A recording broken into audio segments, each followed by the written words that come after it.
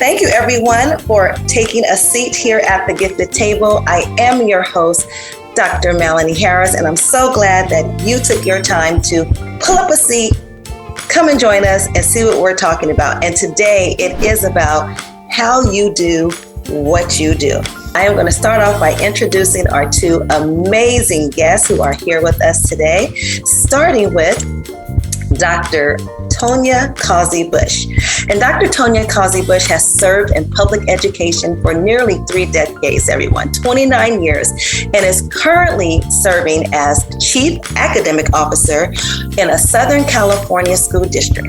In this capacity, she is responsible for building a robust academic program for elementary, middle, high school students, preparing them all for college and or their careers, and for supporting their social and emotional health. And we know how important that is, especially returning back from distance learning.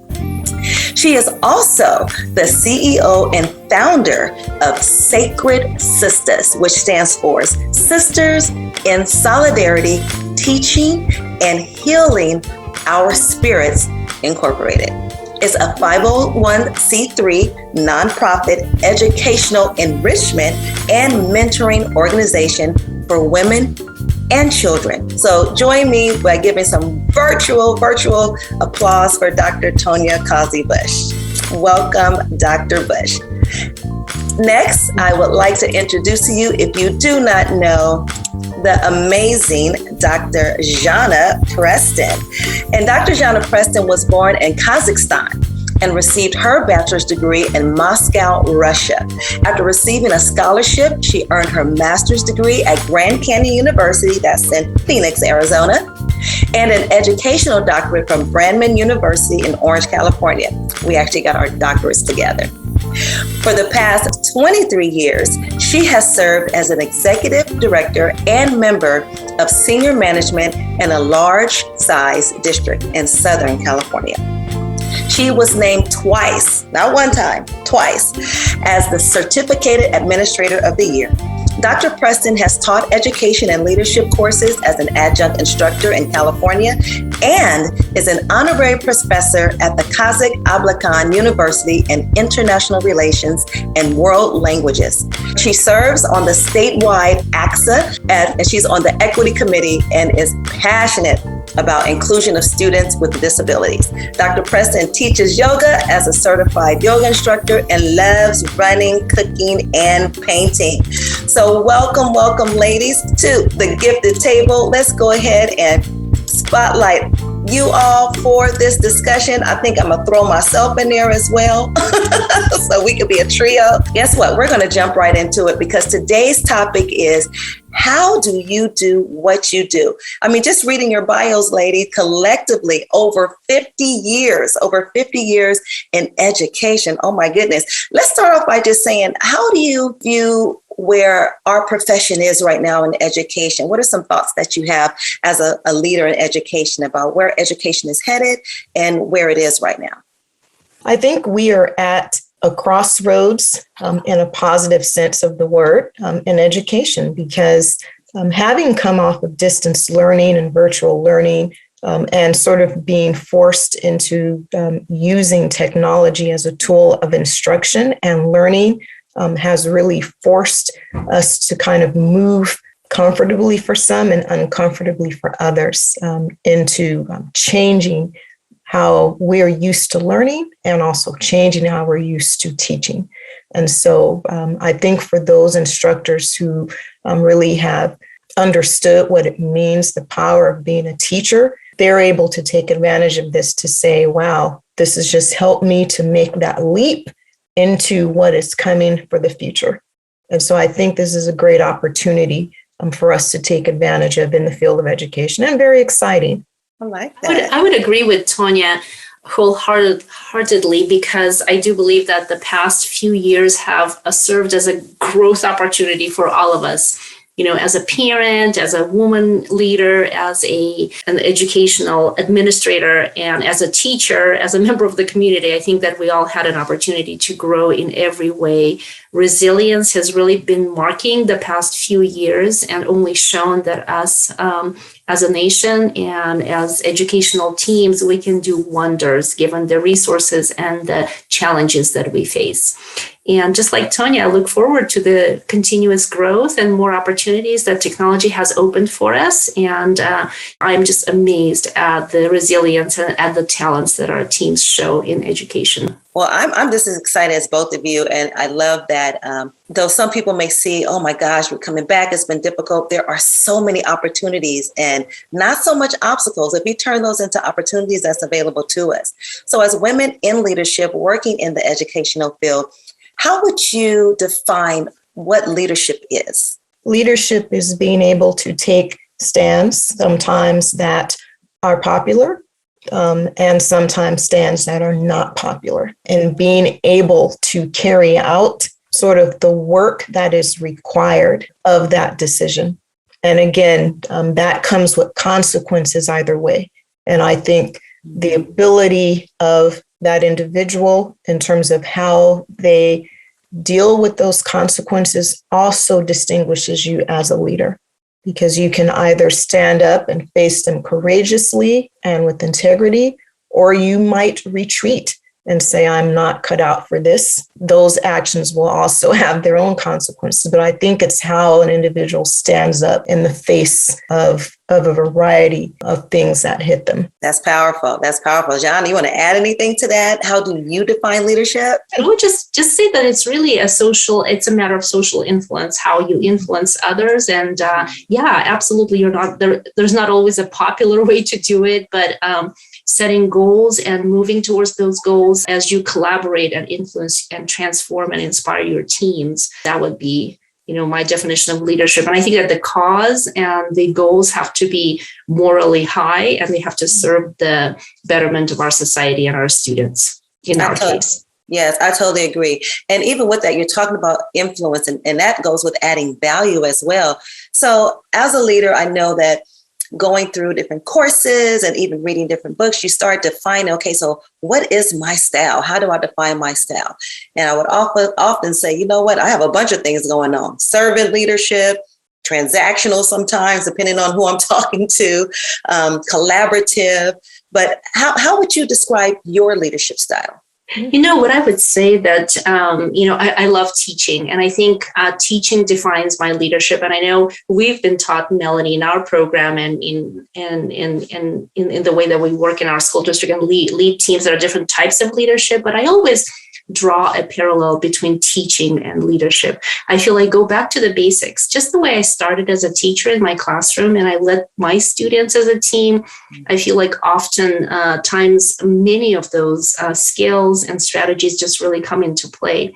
I love to collaborate with my teams, really listen, be very open-minded and look for their talents and grow their talents and definitely listen to their input, set goals, be clear with my expectations, and definitely model. I think just as a teacher, I tried to model what needed to be performed for my students. I feel that I have that responsibility of carrying out that role of being a model and adhering to the highest professional standards that are set for educators. Yeah, that's so true. It's like you have to create a lesson plan for how you want to roll out an initiative, bring forth a program, anything like that. I totally agree. You have to look at it from that standpoint because, a great teacher is also a leader in their realm. Tonia, what would you add to that? I fully agree with you. I think, and just in terms of, as I was sitting here reflecting, understanding how you said leadership, I think is on a continuum. And I sometimes see myself on different parts of that continuum, but I would probably rest on the servant leadership portion of that continuum. And there are times where we've had discussions specifically in the field of education, being that we're servant leaders. There's an element of that falls in terms of being transformational, in terms of transforming situations and the lives of others and our actions. And then the instructional piece, the very technical piece, which gets to what you were saying in terms of the teaching of that. And I think it is a balance. I think there are times where we need to fall perhaps more so in one category than the other, because it oftentimes is very situational. I mean, you're always looking for going into something like, where is the culture now? Where do we need to grow, and where can it transform? Which takes collaboration with others. You definitely can't do it by yourself. You have to be a team. So seeing ourselves as servant leaders, as transformational leaders, as teachers, that's how we're defining our style. But if you had to think about it, and if I was to ask someone else, how would others describe your leadership? I think others would absolutely say I'm a servant leader. One of the things that I do talk a lot about, and many people think I'm very quiet. I am typically very quiet, but when I'm at work, I can't be quiet. But I do talk a lot about walking your talk. And so if you are saying X, Y, and Z, and imploring other people to behave in a certain way or treat others in a certain way, treat students in a certain way, then you need to see me model that behavior. You need to see me model what it is I'm saying. And so I absolutely think others would say a servant leader. So I could check that off. Check. Yes, they would. And have worked with you in the past. Definitely, I would totally agree. We've worked at school sites together. We've worked in a district together, and truly, truly of service to others. What about you, Zhanna? What would your team, what would your people, what would your colleagues say about the type of leader you are? I think they would say that I'm collaborative and that I wouldn't ask of others what I wouldn't do myself. And that modeling piece and working alongside everybody and checking in with everybody and being empathetic, I would hope that would be the things that would be said about me. Yeah, I'm sure they would. You have a great spirit as well. But it's like we never know. And until we put ourselves in those areas to be transparent, for others to really give us that feed forward about how we're doing, we have to just take trust that we're doing the right thing.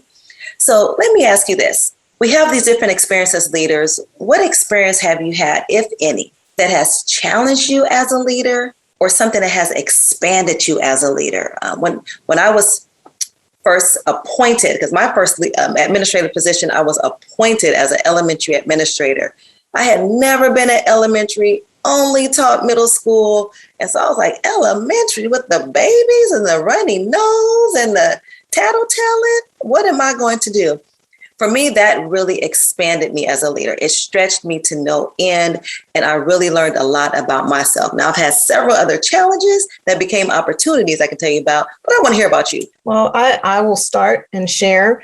In a previous position, there have been a lot of shifting and changing departmental roles, and a few critical people left their position.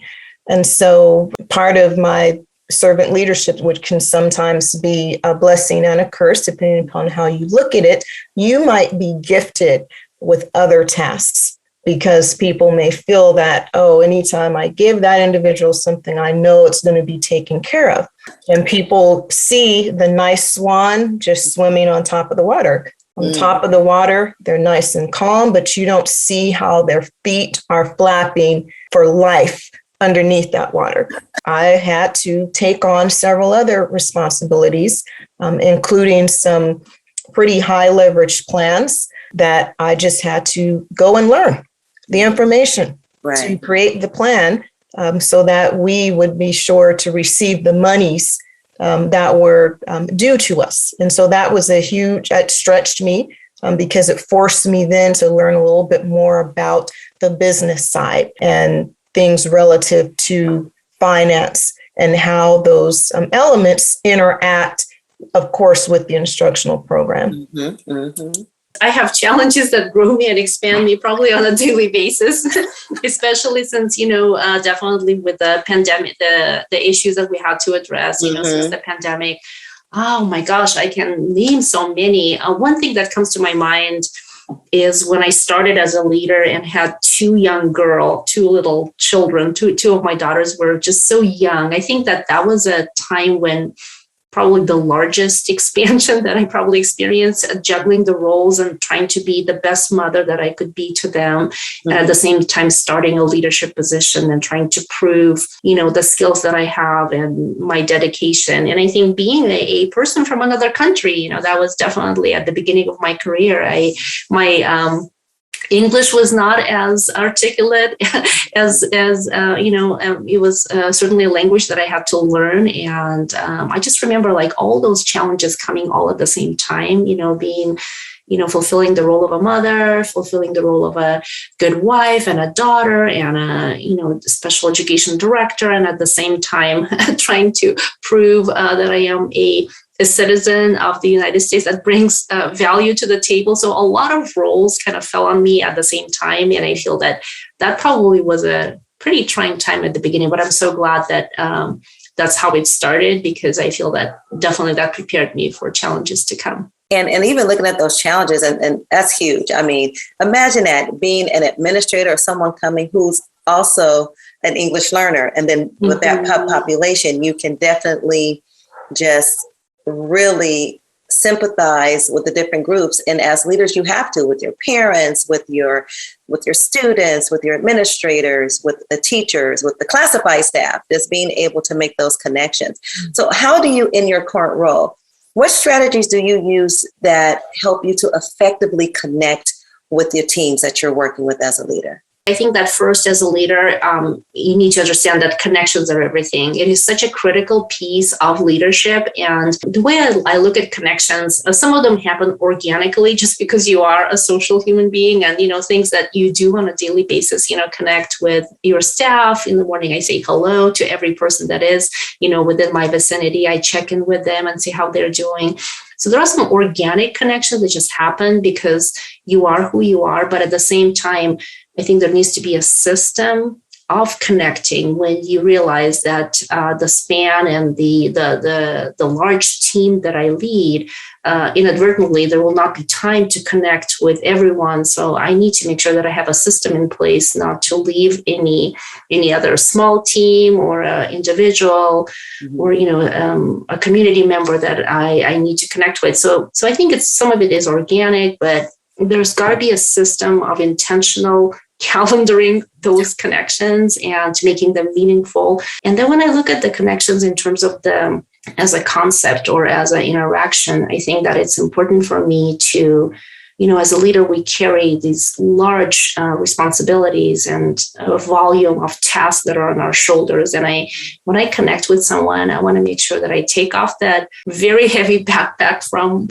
my body and I interact with the other person in a way that I am just completely empty and ready to receive what they have to give me. It's just really important to me that I do not bring my agenda into the connections, because I certainly have one. I don't bring my goals and tasks into this interaction, that this connection is truly all about the other person. I really love just listening to what Dr. Zhanna said, because being empathetic, of course, is certainly essential, as you listen to others. But sometimes I've noticed in myself, but my profuse desire to just want to fix it and just, we'll take care of it, is to mentally stop that. It's almost like if you're having a conversation and someone's trying to tell you something, you need to stop talking so you can listen to them. And the talking in your mind also needs to stop so you can fully be in the moment and listen to what it is they're saying. Because naturally, we just want to fix things. And, we might feel like, we have the solution already. But in terms of making the connection with others, we really have to put forth that effort to demonstrate to them that they're being heard. And so that's something that I continue to work on. As I try to keep, my desire and just wanting to, show them immediately, I understand, blah, blah, blah. I'm working on kind of quieting that down in my mind. I know so much about that. Oh, my goodness. How you're forming the answer in your head while they're talking, like, okay, yep. I'm going to coach them up. I'm going to tell them this. And sometimes it's just, no, you have two ears and one mouth for a reason. But you know what? As a woman in leadership, we do wear so many hats. And I have to say, and I say this often, we connect differently sometimes because of who our being is. So how are you reaching out to others and showing them the leader in them? And what are you doing to help them kind of understand, see, or visualize that, hey, if I can do it, you can do it too? I actually am kind of mentoring a coordinator. Actually, she was a teacher on assignment previously, and it's amazing to, number one, I'm starting to feel, that I'm getting up there in years, which is a blessing. But I'm looking at her like, yeah, I remember those days. As some of you know, my children, when mine were little and I'm trying to balance, work and make sure I'm being available to their needs and going to games and that sort of thing. And also understanding how to turn it off when I get home. And so that's one of the things I'm having a conversation with her about. In addition to balancing herself at work. We stretch ourselves too thin a lot of times because we want to help and we want to show people that, we're ready and we're up for the task. But that doesn't always mean, that others are entitled to all of our time. And so if we are, for example, conducting a meeting and we have an agenda, sometimes we may have to adjust the agenda because there are some things that come up. Other times we may have to cut other people off, and we can do it in a way that still honors and respects them. And so that's one of the things that I'm doing in terms of trying to pour into others, particularly those who I think have an amazing potential, as well as those who may not see themselves as a leader, so to speak. But for the unique challenges that we face as women, I am trying to make sure that I'm sharing my little nuggets, so to speak, with them. You know what? And that sounds like flexibility, adaptability, and coachability. I think one of the things that I like to share with them is just model that humility and being able just to say, look, I don't know the answer, because I think as women, we do understand that there are biases in our society, and we do want to have the answers. We do want to have the solutions that Tonia was referring to. Right away, we're very much, action-oriented leaders. And I think what I want to model to some of the women leaders in my organization is that ability just to say, look, this is the time to pause, and there isn't an answer to this question, and maybe we can figure it out, or we can do the best we can today and figure something out tomorrow. And, kind of slowing down that process of providing that solution to everybody and being responsible for that, ease that role. And it's okay to do that. I think that's what I like to do. It is okay to do that, right? It's okay for us to be a little selfish sometimes as leaders and to make sure we're taking care of ourselves while we're taking care of others. So it's okay. And take a risk too. So looking back, almost 25 years in education, almost 30 years in education. Looking back, ladies, what would you tell yourself to prepare for the leadership position you are in now? I think I would tell myself to have a little more grace for myself, because a lot of times what I've learned over the years is that I tended to be someone to take everything very personally. And I've come to learn that it is not necessarily always about something that I did wrong, but perhaps about something that the other person is going through, and that they've responded in a way that's just kind of letting out whatever issues they have that didn't have anything to do with me. And had I learned that a little earlier, it would have saved myself some challenges, in various leadership capacities that I've served, and in terms of how I dealt with them. And so I would absolutely, have kind of put that into practice a lot earlier, now that I'm a lot more wise, so to speak. I think I would do the same. I would just say, Zhanna, it's okay. You don't have to spend a sleepless night and prepare for a meeting. You don't have to stay in your office until 9:30 to finish, a report. I think it's okay to give yourself grace. I totally agree. I think we do hold ourselves to this very high expectation where I would say be nicer to yourself. Don't beat yourself up. for things that you may miss or not do perfectly. Just be easier on yourself. That's probably the best way to lead. The higher expectation you pose upon yourself does not always translate into better work. And that may be, sometimes when you're in a relaxed state of mind, psychology research says our brains perform best in those states. So I think that would be but I completely agree with Tonia. We have to give ourselves grace. Grace. And we're going to do a segment on the gifted table about grace. So we're going to talk about that. So now we've talked about looking back. Let's talk about looking ahead. Looking ahead, ladies, right? You're doing amazing. You're serving 2 great school districts in Southern California, bringing value, impacting the lives of so many. So looking ahead, what do you want and what do you need?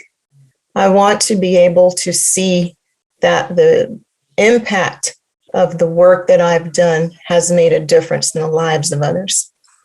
And sometimes we don't always get to see that. Sometimes, we do. It could be certain students we may run into or a former staff member or colleague who we might run into to say, you made an impact.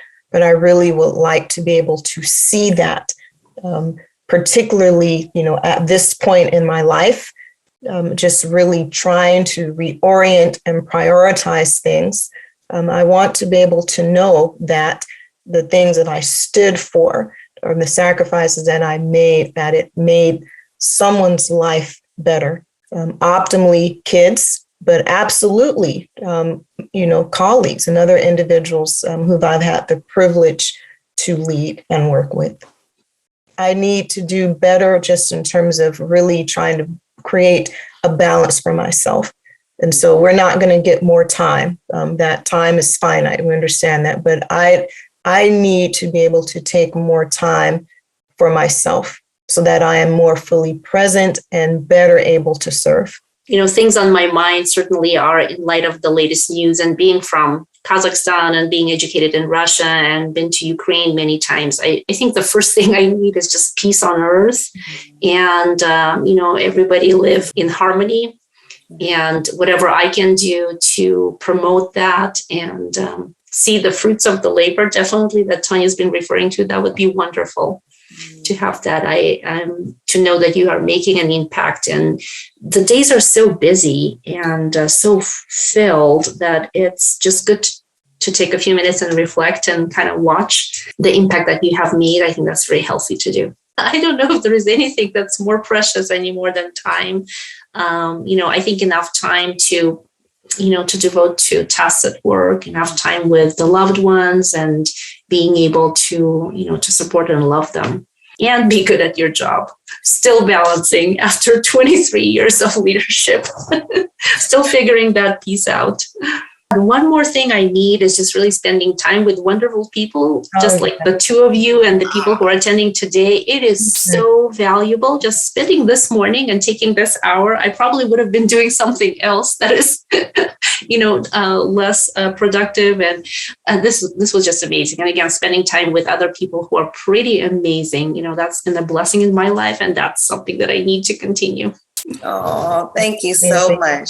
Well, you know what? I think that you're going to have to help put us all in some Zen place. So we're going to have you on again so you can show us some of those yoga moves so we can learn how to balance our lives because we don't have that extra time. But maybe even talk about more time management, I tell you, because like Tonia say, let me just stay 1 more hour. I got to finish this report.